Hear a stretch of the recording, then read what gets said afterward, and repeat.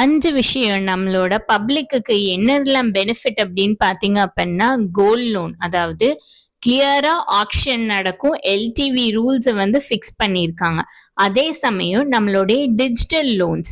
So நீங்க வந்து ஒரு என்ன சொல்றது? உங்களுக்கு ஒரு பெரிய செக்யூரிட்டி வந்து இந்த டிஜிட்டல் லோன்ஸ்ல வந்து நம்மளுக்கு வந்து அவைல் பண்ணியிருக்காங்க.